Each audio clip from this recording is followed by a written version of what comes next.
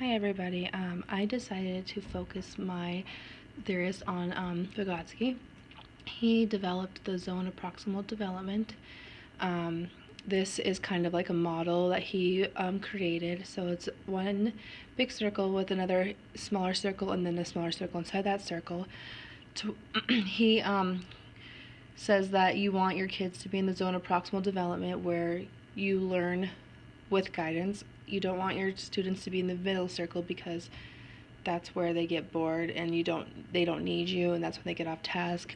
And you don't want your students in the outer circle because that's where learners cannot do things by themselves and they get upset and frustrated at that area. The reason I kind of chose this is because last week we read that article on finding balance and access to technology. I kind of think this model applies to technology because, when we give students technology they already know, they typically will, be in that area in the middle where they're bored of it and they'll start goofing off and not be engaged with that technology thing.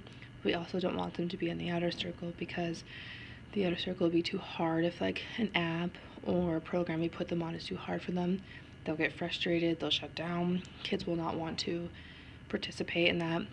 So we want them in that zone of proximal development, so where we can help them, guide them with the technology we are working with or whatever we're working with, hands-on or even in the classroom.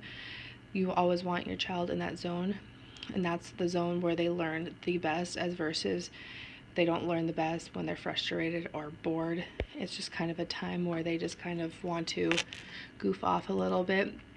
I think scaffolding is a huge thing with the zone of proximal development. It helps a child learn. It helps get them to get them focused on what they need to be working on. It helps their cognitive development as well. I just think it's a great thing to work with technology, and it ties into our article that we had to write a view on, which I think the article is great, finding balance and everything else which ties into this. That's why I kind of chose this for my technology theorist and how we can use it.